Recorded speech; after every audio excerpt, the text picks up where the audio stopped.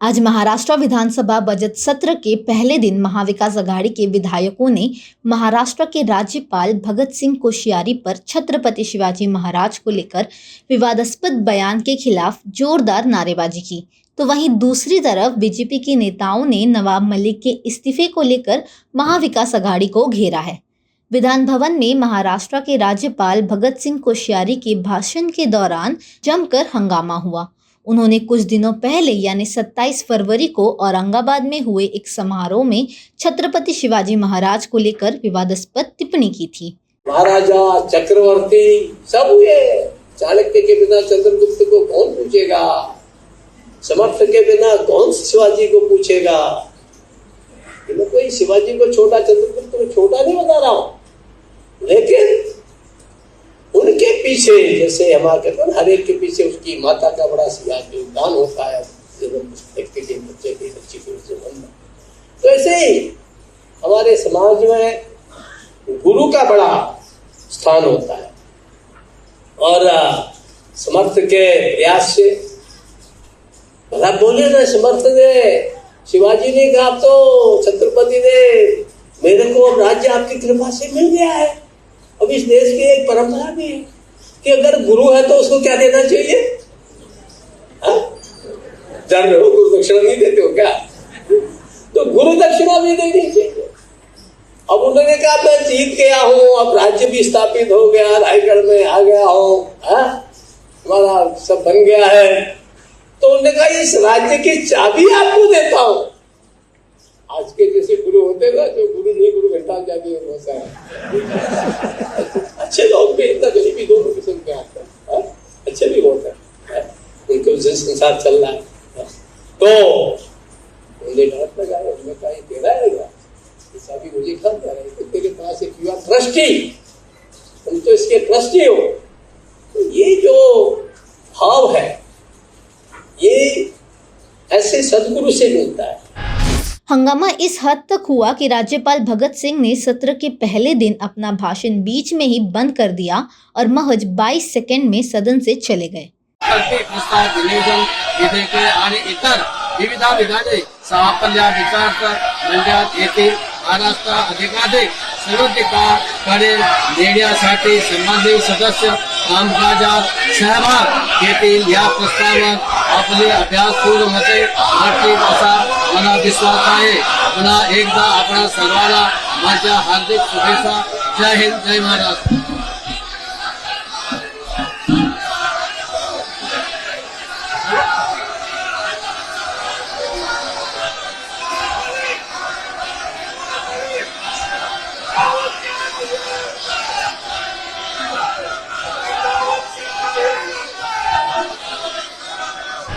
एक दूसरे मामले में कुछ दिनों पहले राज्यपाल भगत सिंह कोश्यारी ने पुणे विद्यापीठ में सावित्रीबाई फुले की मूर्ति अनावरण के दिन अपने भाषण में कुछ बातें कही थीं। उनके भाषण का एक छोटा सा हिस्सा महाराष्ट्र कांग्रेस ने अपने सोशल मीडिया पर साझा किया है और लिखा था कि क्या इशारे, क्या हंसी, घृणा। क्रांति ज्योति सावित्रीबाई फुले के बारे में बात करते हुए कोश्यारी का भाषण संघ की विकृत मानसिकता को दर्शाता है। महाराष्ट्र के लिए दुर्भाग्य की बात है कि एक ऐसा राज्यपाल है जो ये नहीं जानता कि कब, कहां और क्या कहना है। यह वीडियो सोशल मीडिया पर काफी वायरल हो रहा है। सावित्रीबाई की शादी 10 साल में कर दी गई और उनके पति 13 साल के थे। अब या कल्पना करो जो लड़के लड़कियां, मुलगा मुलगी क्या करते होंगे, शादी करने के बाद क्या सोचते होंगे। इस वीडियो को लेकर उन पर कई लोगों ने सवाल उठाए हैं, लेकिन अब हम आपको दिखाते हैं इस भाषण का बड़ा वीडियो और दूसरा पहलू। मुझे ऐसा लगता है कि देखिए, जब मैं पढ़ रहा था सावित्रीबाई जी के बारे में, फुले के बारे में, अब बताइए 1831 में जन्म हुआ और कल्पना करिए अब आज तो अगर 18 साल में लड़की की शादी होती है तो हमारी सरकार कहती है 18 नहीं है, 21 साल में करो, 21 में करो। और लड़कियां भी बड़ी खुश होती है, मैंने सुना है देख करके। हाँ, अब 21 में तब तक और आजादी रहेगी। और तब कल्पना करो कि सावित्रीबाई की शादी 10 साल में कर दी गई और उनके पति 13 साल के थे। अब जा कल्पना करो जो लड़के लड़कियां मुलगा मुलगी क्या करते होंगे, शादी करने के बाद क्या सोचते होंगे। तो एक प्रकार से वो कालखंड, हम केवल मूर्ति को आगे प्रणाम कर दें, वहां फूल चढ़ा दें, उतना नहीं, बल्कि थोड़ा इतिहास को पढ़ने का, इतिहास को पढ़ करके इतिहास से सीखने का भी अवसर है। और हम कोशिश करें कुछ इतिहास को पढ़े सुने। भला तब कहाँ स्त्रियों की शिक्षा थी? ये पिछड़े, बैकवर्ड्स और अनुसूचित, इनकी तो बात ही छोड़िए, माने जो अपने को सवर्ण कहते थे उनकी भी लड़कियां पढ़ती नहीं थी, ये हालत थी। तो ऐसे समय में ऐसे क्रांतिकारी, क्रांतिदर्शी ज्योतिबा और सावित्रीबाई, उन सब लोगों ने विशेष करके ज्योतिबा फुले के प्रयास से कैसे पढ़ाई शुरू की। और जब पहला स्कूल ये स्थापित किया ज्योतिबा सावित्रीबाई फुले ने,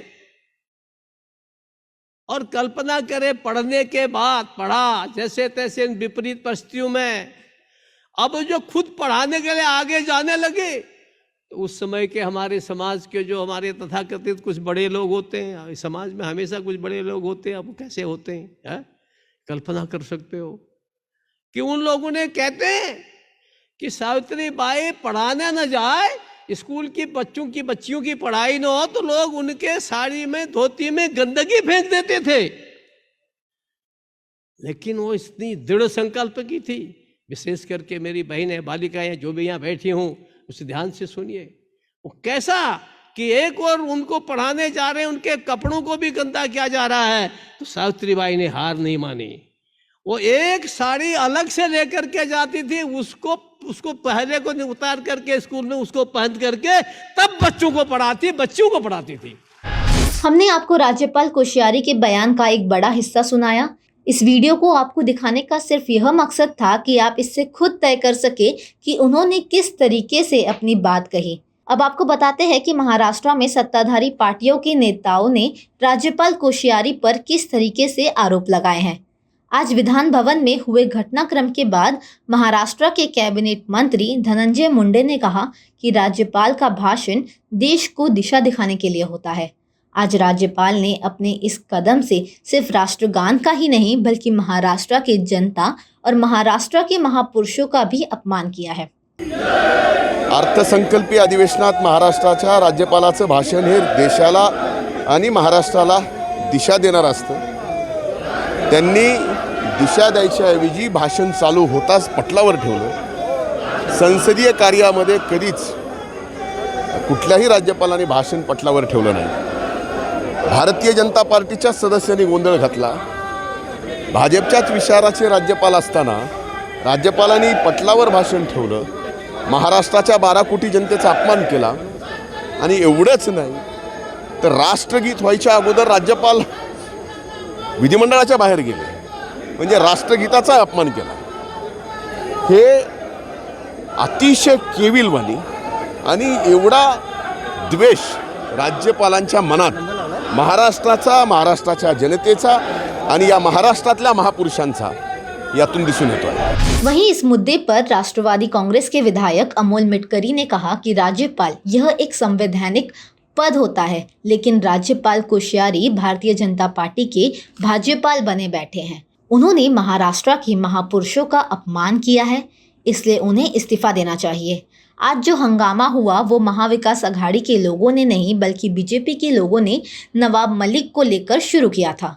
राज्यपाल हे संविधानिक पद असतं, मात्र महाराष्ट्राचे राज्यपाल वारंवार वादग्रस्त वक्तव्य करण्यात पटाईत आहेत। ते राज्यपाल राहिले नसून भारतीय जनता पार्टीच्या मुळे भाज्यपाल झालेले आहेत। आज अभिभाषण चालू असताना त्यांचं एक कर्तव्य होतं की त्यांनी 20 मिनिटाचं अभिभाषण करायचं होतं। राष्ट्रगीत सुरू, राष्ट्रगीत संपलं की निघून जायचं होतं, पण ते अर्ध्यातून निघून गेले।